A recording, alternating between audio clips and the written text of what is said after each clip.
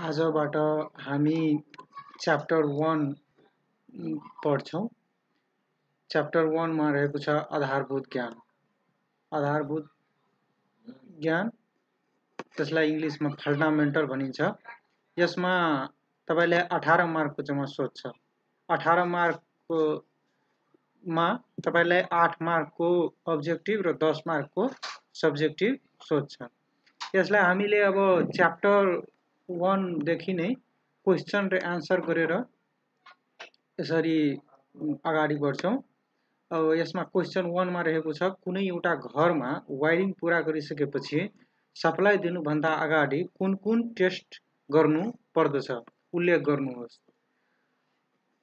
यसको आन्सरमा रहेको छ कुनै घरमा विद्युत वायरिङ पूरा गरिसकेपछि सप्लाई दिनुभन्दा अगाडि निम्न जाँचहरू गर्नुपर्दछ किनभने यसले तत्काल र भविष्यमा हुने विद्युतीय दुर्घटना टिकाउपन र सुरक्षाको सुनिश्चितताको अनुभूति दिने गर्दछ। अब यसको जाँचहरू यस प्रकार रहेको छ। अब जाँचहरूमा के पर्छ र त्यसमा कन्टिन्युटी टेस्ट अफ द वायरिङको कन्टिन्युटी छ कि छैन त्यो हामी टेस्ट गर्छौं। त्यसपछि यदि सिंगल पोल स्विचेसहरू छ भने त्यसको पोलैरिटी स्विचलाई जहिले पनि पोजिटिभमा जोड्नु पर्छ, त्यो तपाईलाई थाहा होला। अर्को छ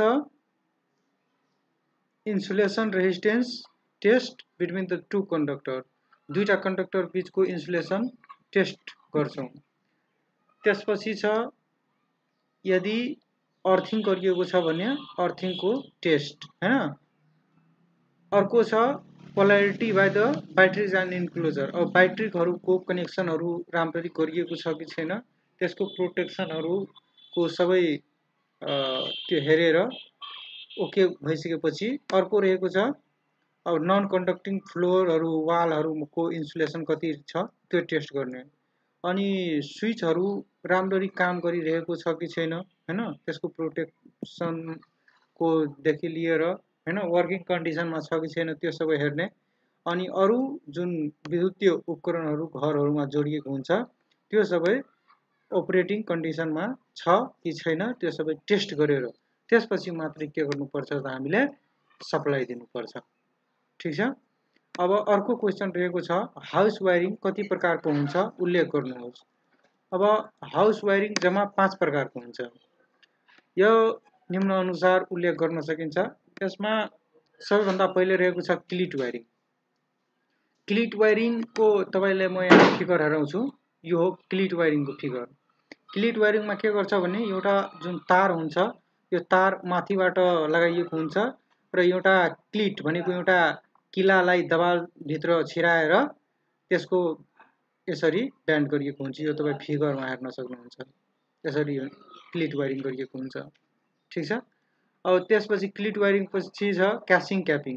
क्यासिङ क्यापिङ कस्तो हुन्छ यो क्यासिङ क्यापिङको फिगर हो। यो हेर्नु यो तलको क्यासिङ माथिको क्यापिङ अनि बीचमा के हुन्छ त तारहरु हुन्छ। अर्को छ सीटीएस र ब्याटन। सीटीएस र ब्याटन भनेको एउटै हो। यो ब्याटनको फिगर हो म तपाईलाई हेराउँछु।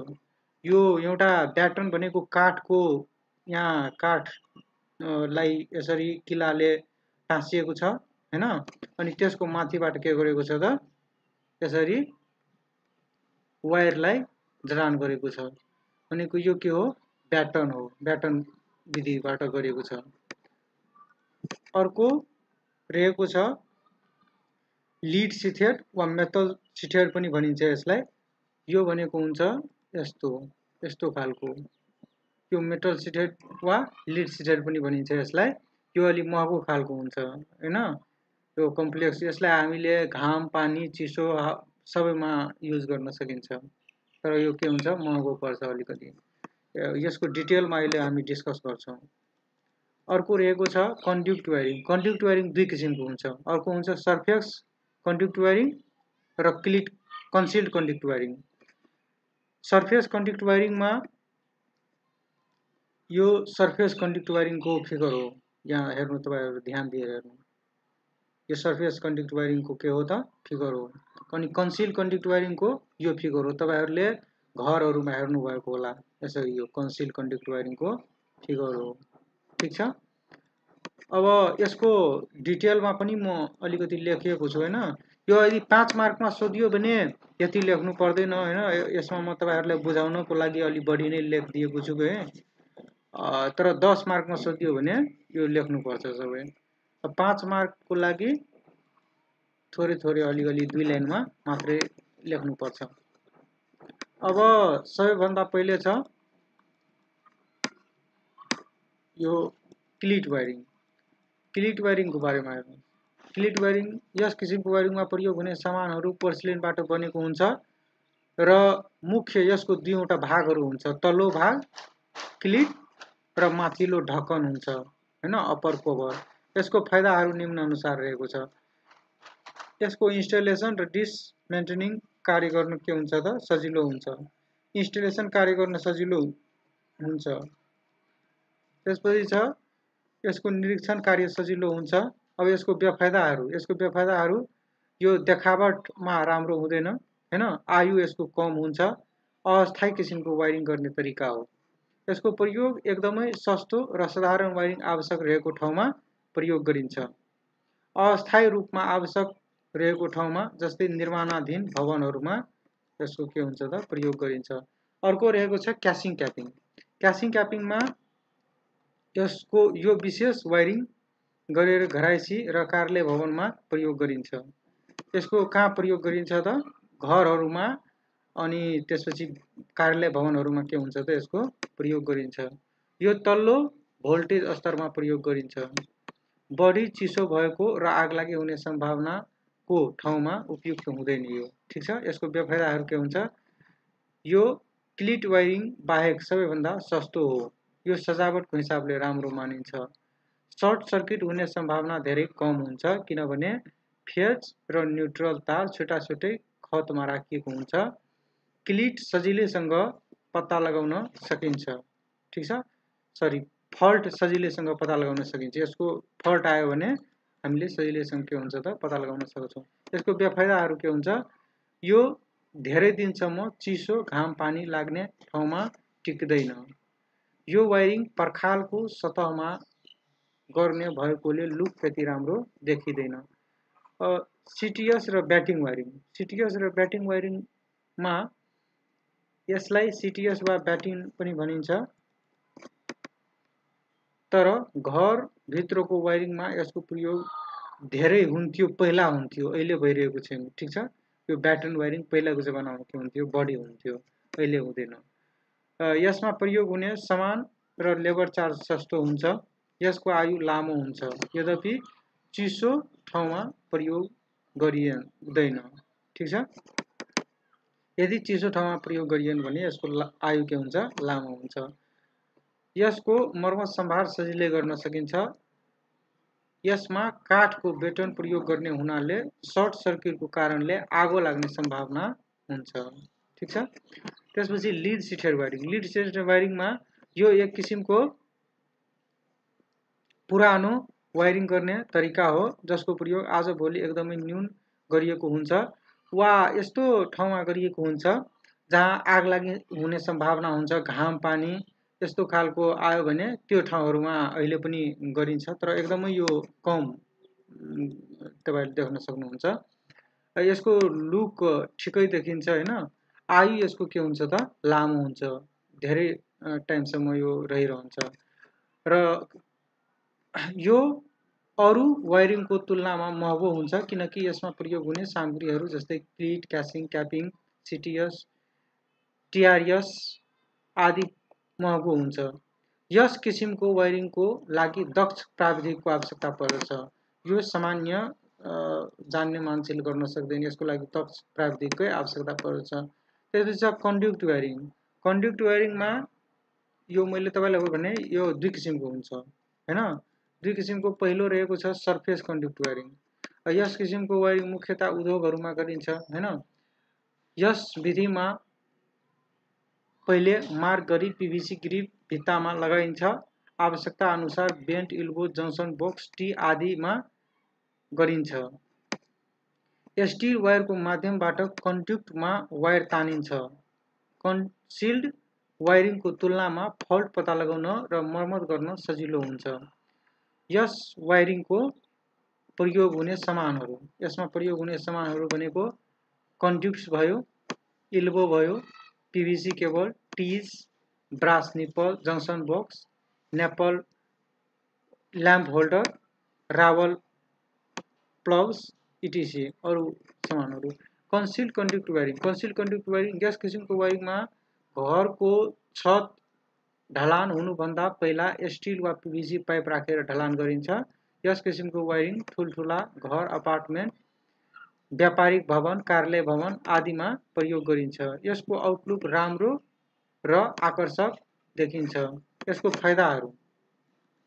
फाइदाहरू एक पटक गरिसकेपछि धेरै वर्षसम्म यो के हुन्छ त टिक्छ। एक पटक यदि हामीले इन्स्टल गरिसक्यो भने धेरै समयसम्म टिक्छ। आउटलुक राम्रो हुन्छ, आउटलुक यसको के हुन्छ राम्रो हुन्छ, सुरक्षित र भरपर्दो हुन्छ। ठीक छ।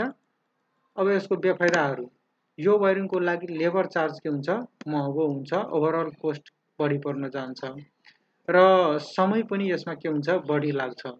माथिको सबै वायरिङमा प्रयोग हुने साझा सामानहरू यो प्रकार रहेको छ। जस्तै कि लक नट भयो, इन्सुलेसन टेप भयो, स्विच बोर्ड भयो, KitKat, fuse, MCB, main switch, switches, screw, lamp holder, socket, junction box, यो सबैमा लगभग सबैमा यसको युज हुन्छ। अब यही क्वेसनलाई तपाईलाई यसरी पनि सोध्न सक्छ। माथिकै हामीले अहिले पढेकै क्वेसन हो, सरफेस कन्ड्युक्ट र कन्सिल्ड कन्ड्युक्ट वायरिङ बीचको भिन्नताहरू के हो, त्यो यहाँ म लेखिदिएको छु। यसरी पनि तपाईलाई एक्जाममा सोध्न सक्छ। अब सरफेस कन्ड्युक्ट वायरिङ र कन्सिल्ड कन्ड्युक्ट वायरिङ, यसमा रहेको छ सरफेस कन्ड्युक्ट वायरिङ मुख्यतया उद्योगहरूमा गरिन्छ र यो कहाँ गरिन्छ, ठुला ठुला घर, अपार्टमेन्ट, कार्यालय भवन आदिमा गरिन्छ। यसको लुक कन्सिल्ड कन्ड्युक्टको वायरिङको तुलनामा त्यति राम्रो देखिँदैन। यसको लुक के हुन्छ त राम्रो देखिन्छ। किनभने यसलाई पर्खालमा प्लास्टर गर्नु पर्ने जडान गरिन्छ। कन्सिल्ड वायरिङको तुलनामा फल्ट पत्ता लगाउन के हुन्छ, यसमा सजिलो हुन्छ र मर्मत कार्य गर्न पनि सजिलो हुन्छ। यसमा फल्ट पत्ता लगाउन र मर्मत कार्य गर्न के हुन्छ गाह्रो हुन्छ। यस किसिमको वायरिङमा अर्थदक्ष जनशक्तिले पनि यसलाई गर्न सक्छ, तर कन्सिल्ड कन्ड्युक्ट वायरिङ गर्नको लागि दक्ष जनशक्ति नै चाहिन्छ। ठीक छ।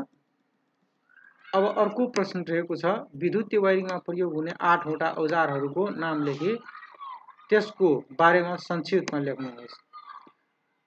यसमा सबैभन्दा पहिले आउँछ इलेक्ट्रिक ड्रिल मेसिन। ठीक छ, इलेक्ट्रिक ड्रिल मेसिन यसको औजार एउटा भयो। अर्को मेजरिङ टेप।